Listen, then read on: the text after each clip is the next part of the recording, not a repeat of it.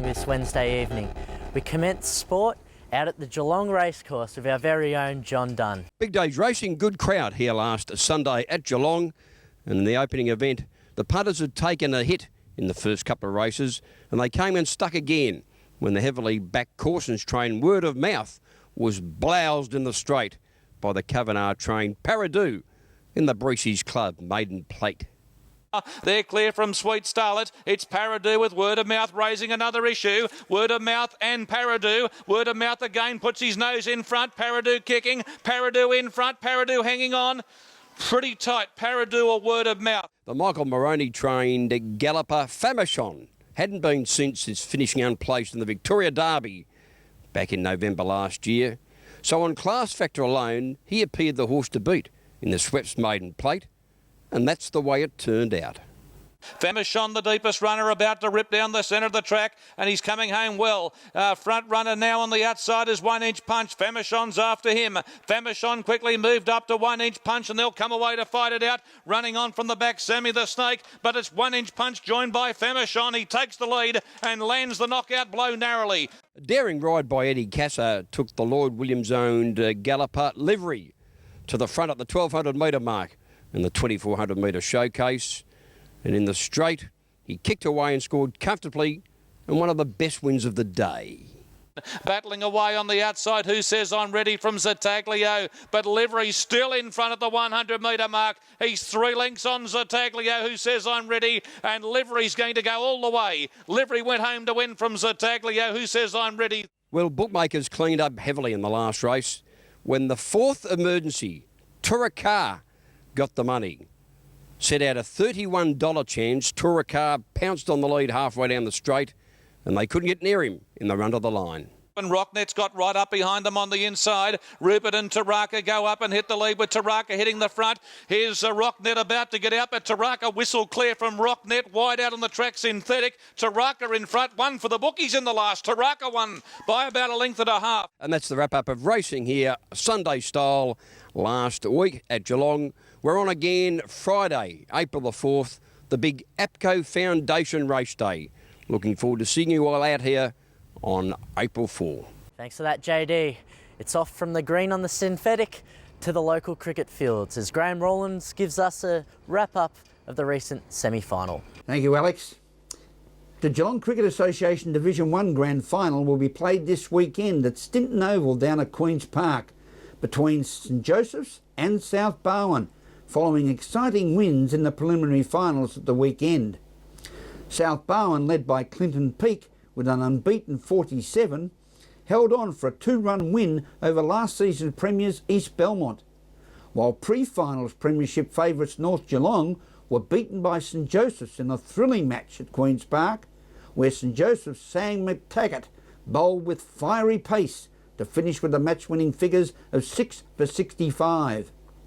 In Division 2, Thompson and Bell Park advanced to the grand final, and in Division 3, it will see a battle between Teesdale and Shelford after Shane Lima posted 103 runs in the Shelford winning total of 192. The Geelong Cricket Club bowed out of the Premier Cricket Finals after a bad batting collapse, losing 4 for 2 in its middle order, and it saw it fail by 24 runs against Footscray Edgewater. We look forward to a great weekend of local GCA cricket grand finals on Saturday and Sunday before the local football and netball 2014 season gets underway on April 5. Back to you, Alex, for more of our Geelong Sports Arena. Thanks for that, Graham. Well, footy season's around the corner and the Newtown and Chilwell Football Club have just completed their 3 practice games. What better way than catching up with new head coach David Wojcinski? Been pretty happy with our practice match form. I was really happy with the way we played last week against Maribyrnong Park. I thought we cracked in all day and we used the footy well. And again today, I mean, we got off to a nice little start, but we couldn't convert on the scoreboard. And then, things just didn't go our way for the rest of the first half. But I thought being down at half time and the boys chipped away at it in the second half. And the most pleasing thing was that we worked our way back into the game against a pretty good footy side. So it's great to hear the words, we are doing this, we are doing that. Adding on to the team this year, a batch of new talent. Could you tell us about the recruits that have started early in these 3 games? We've sort of, I guess, no one really starred for us today.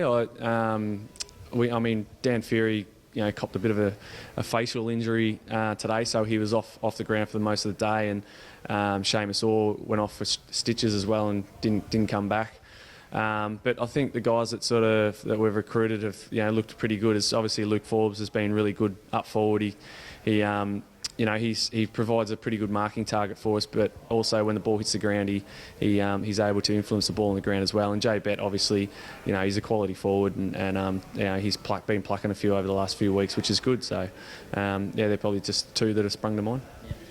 Last season, in an off-field mentor role, you influenced 4 Colts players getting senior games, as well as 6 players in the Colts interleague side. Do you think you'll be using many Colts this season in your senior squad?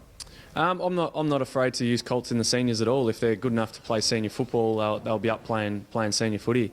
And I think we do have a few Colts. We had last week in the Pracky match against Melbourne Park. We had 2 boys come up and play Colts, and they actually show that they can play at the senior level. So I mean, if their form's good enough throughout the year, I'm not afraid to throw them in there. Finally, thoughts on round 1. North Shore haven't been quite the powerhouse they were in the 90s, but you'll reunite with former Newtown teammate Jed Brodie and former Geelong teammate Jason Davenport. Yeah, that's right. Yeah, we're looking forward to round 1. I mean, it doesn't matter who we play. We just want to go out there and play our brand of football. Whether it's the best side in the comp or the middle of the road team, we just still want to play how we want to play, and that'll be the focus going into that game. It won't be on the opposition; it'll be on how we want to play. Well, looking forward to the season. Till then, wishing you all the best. Cheers, Dig. Thank you. Thanks for that, Woj. Looking forward to bringing you more sport next Friday evening. Until then, back to you, Rollo. Thank you, Alex. See you on Friday evening with another further insight to the Geelong Sports Arena. Now a look at Geelong and the Surf Coast weather outlook over the next couple of days. Tomorrow, Thursday, will be cloudy with areas of rain and a chance of thunderstorms. We can expect morning showers with an expected top of John Brown at number 21 in the 1963 Geelong Premiership side. Go Cats. Friday will see the cloudy conditions continue with areas of rain, easing to isolated showers during the afternoon. There will continue to be a chance of thunderstorms, also clearing during the afternoon, and we can expect the top of Kenny Goodland, number 22.